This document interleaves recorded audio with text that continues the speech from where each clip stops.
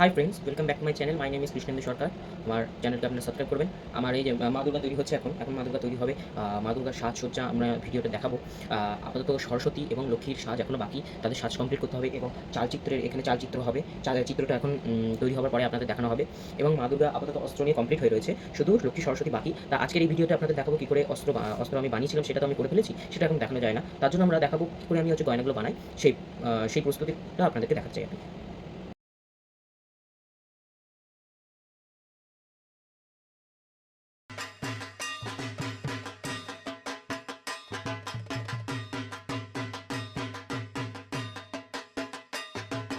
আমার কাছে এখন ফেভিগাম আর কাঁচি, এই কাঁচি দিয়ে আমি কেটে কেটে মা লক্ষ্মীর গয়নাটা আগে লাগিয়ে নেব।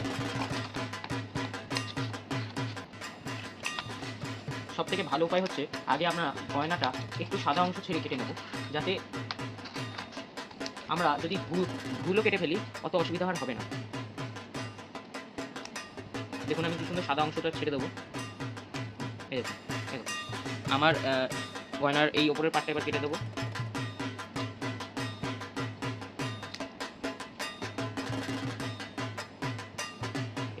গলার দিকটা মেন ইম্পর্টেন্ট, গলার দিকটা একটু ভালো করে কার্ভ করে কাটতে হবে এবং এই পাশে আরেকটু কাগজ রয়েছে, এটা কেটে বাদ দিয়ে দেবো। দেওয়ার পর এই যে মা লক্ষ্মীর এখানে একটু গলা নিচ থেকে শাসা হবে। আগে মা লক্ষ্মীর গয়নাটা এখন পরাবো, তারপরে হচ্ছে আমরা মুখ। এর জন্য মা লক্ষ্মীর চুলগুলো আমরা পেছন দিকে দিয়ে দিচ্ছি, নয়তো চুলগুলোর জন্য আমি গয়নাটা পরাতে পারবো, অসুবিধা হয়ে যাবে। এই যে এখানে ঠিক এরমভাবে, ঠিক এরম পজিশনে আমি লাগিয়ে নেবো। এই যে আমি আটা লাগিয়ে নেবো আগে।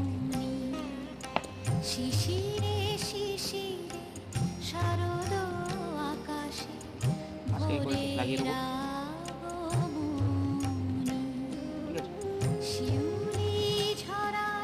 এবার চুলটা যদি আমি সামনে দিয়ে দিই অসুবিধা হবে। আমি এবার প্রথমবারই কাঠের চুল ব্যবহার করেছি, নয়তো আমি কোনো বছর কাঠের চুল ব্যবহার করি না। আপনাদের জন্য আমি এবছর কাঠের চুল ব্যবহার করেছি। এখন দেখতে পাচ্ছেন মা লক্ষ্মীর ইতিমধ্যে আমি সাজ লাগিয়েছি। এবার আমরা দেখাবো মুকুটটা যেটা লাগানো। দেখুন মুকুটটা কিন্তু মেন ইম্পর্টেন্ট, মুকুটটা ছাড়া কিন্তু অসুবিধা হয়ে যায় সাজ। করে আমরা এই কার্ভটা আগে কেটে নিতে হবে, কার্ভটা না কাটলে কিন্তু হবে না। কার্ভটার জন্য কিন্তু ওই মুকুটের এই উপরের এখানটা সৌন্দর্য লাগে দেখতে। আর ধন্যবাদ আমার 50 সাবস্ক্রাইবার পূরণ করে দেওয়ার জন্য।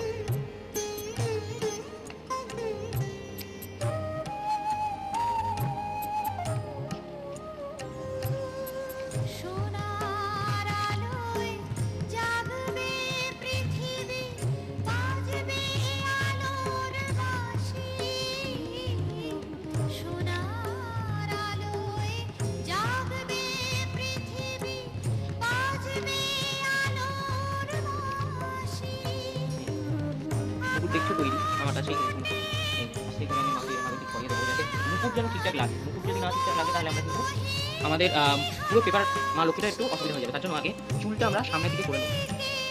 করে নেওয়ার পর ওপরটা একটু ভালো করে, যাতে ওপরে যদি কোনো চুল থাকে তাহলে কি হবে জানেন তো, এখানে আঠাশ যখন লাগাচ্ছি ওই কাগজটার ওপর, ওখানে যদি চুল থাকে তাহলে চুলের জন্য ঠাকুরটার চুলটা আরও ওপর দিকে চলে যায়, ভুল হয়ে যায়।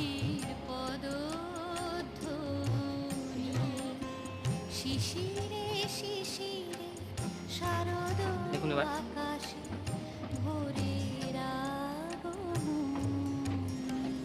গণেশের একটু ইউনিক মুকুট বানিয়েছি, কেন গণেশ আর কার্তিকের একটু ইউনিক মুকুট, ওরা ছেলে বলে এদের একটু ইউনিক মুকুট বানিয়েছি।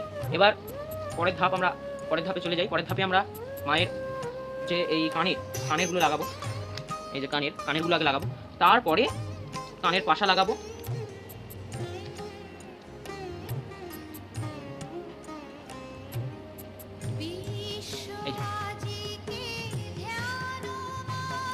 ওটাও আঠার সাহায্যে লাগিয়ে দেবো।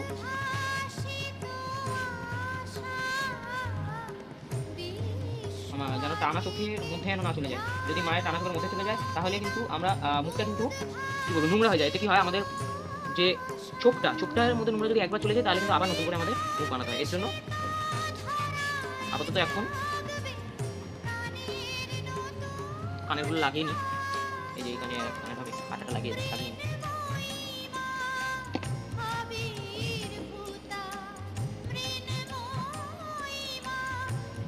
আপনারা যদি বাটির চুল ইউজ করেন খুব সাবধানে ইউজ করবেন। হালকা করে ছেড়ে দেবেন, নয়তো কিন্তু বেশি ঘষাঘষি করলে কারণ কি যে মা লক্ষ্মীর কালারের মধ্যে কিন্তু একটু স্কেচ পেন দিয়ে বর্ডার দেওয়া আছে, ওটার জন্য বর্ডারটা দেওয়া আছে, এর জন্য যদি গামটা বেশি পড়ে যায় বর্ডারটা নষ্ট হয়ে যাবে। এবার আমি আস্তে আস্তে করে মায়ের কান পাশাটা লাগিয়ে নেব।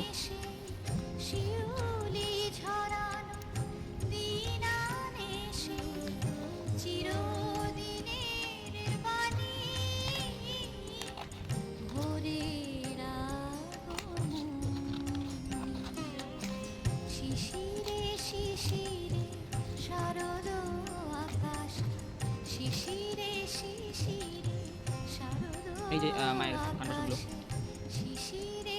তোমাদের ভাষায় এটাকে কি বলে আমাকে নিশ্চয়ই কমেন্ট করে জানিও।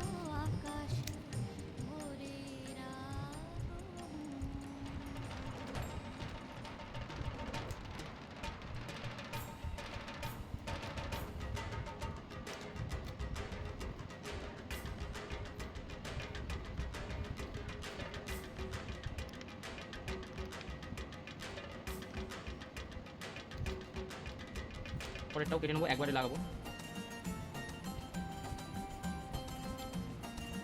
এখন কুমোরটুলিতেও খুব ব্যস্ততা, যে আমি এটা কেটে নেবো। কেটে নেওয়ার পর না আস্তে করে লাগাতে হবে, যাতে ওই জায়গাটার ওখানে তো চুল লাগানো, ওই কানের ঠিক সাইড ঘেঁষে লাগাতে হবে।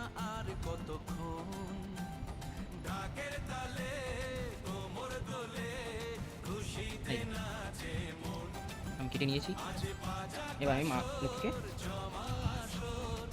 কান পাশাগুলো করাবো। একটা এদিকে থাকবে, এরকম হয় আটাটা করে আটা জায়গায় লাগিয়ে নেব।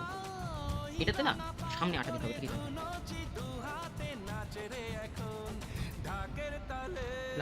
আটা লাগানোর পর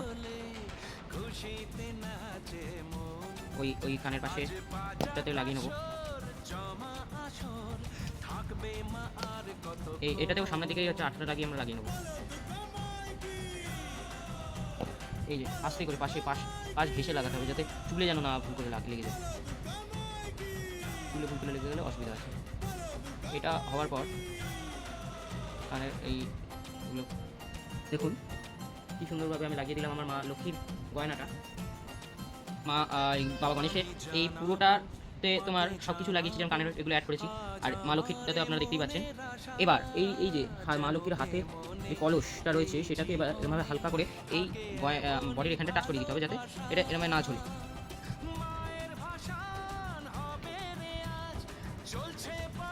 দেখুন লাগানো হলো, লাগানোর পর দেখুন কেমন লাগছে লক্ষ্মী গণেশকে।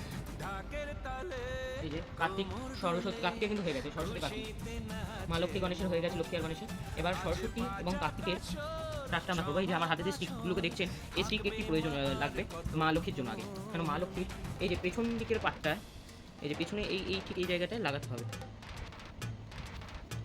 কারণ এইটা লাগালে এই মুকুটটা স্ট্রেট হয়ে থাকবে। দেখুন এই যে এটা লাগিয়ে দিতে আস্তে একটুখানি ঠিক 1 পিস এরকম কাগজ নেবেন, নিয়ে আঠাশ লাগিয়ে নেবেন। লাগানোর পরে স্টিকে লাগিয়ে বসিয়ে দেবেন, এই যে বসিয়ে দেবেন, স্ট্রেট হয়ে যাবে।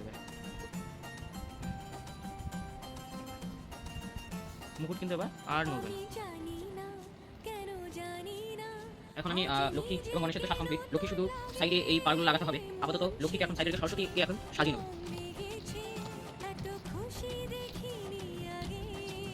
এবার আগে হচ্ছে আমি কান পাশা লাগাতে চলেছি। এই যে কান পাশা লাগাবো।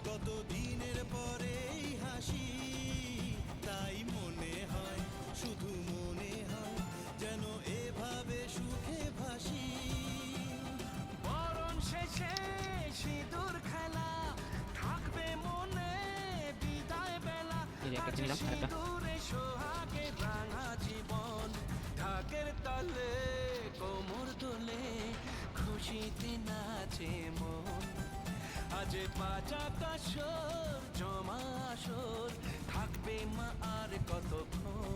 একটা কান পাশা অবশ্যই কেটেছি, এবার পরেরটা কাটা হয়ে গেছে, ওটাও লাগিয়ে দেবো।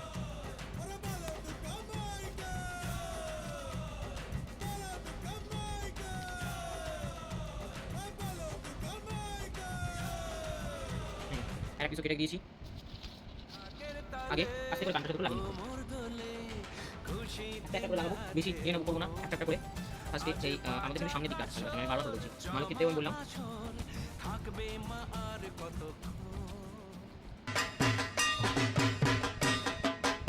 সেকেন্ডটা লাগাবো।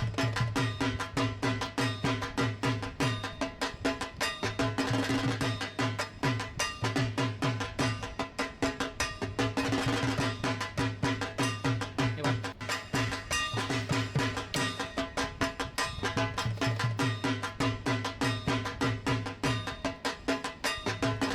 পাশে দুটো লাগিয়ে নেওয়ার পর এবার আমি আগে গয়নাটা পরিয়ে নেবো, তারপর মুকুটটা পরা। এই যে গয়নাটা এখন কেটে নেবো। আমি আগের ভিডিওতে দেখি যেরকমভাবে আমি লক্ষ্মী ঠাকুরকে গয়না পরিয়েছি। এবার মা সরস্বতীর পালা।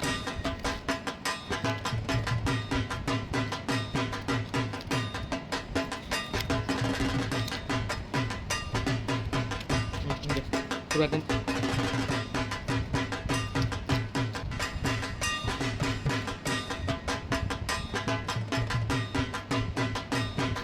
আগে উপরে একটু দিয়ে দেবো ড্রপ, ওখানে একটু ড্রপ দেওয়ার পর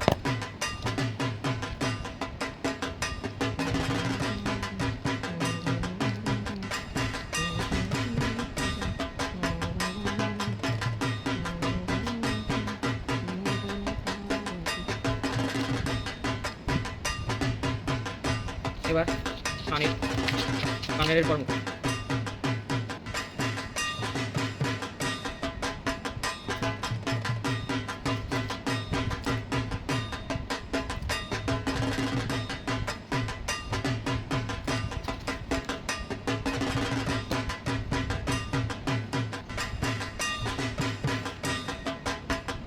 সবাই অনেকজন বলে কাগজের প্রতিমা বানানো নাকি খুব সহজ, বা মাটির প্রতিমা বানানো খুব সহজ। তারা আমাদের জায়গায় এসে দেখে বলতে তারপর কিছুই সহজ নয়। যদি সে মন দিয়ে বানানোর চেষ্টা করে, অবশ্যই মা তার কাছে ফুটে উঠবে।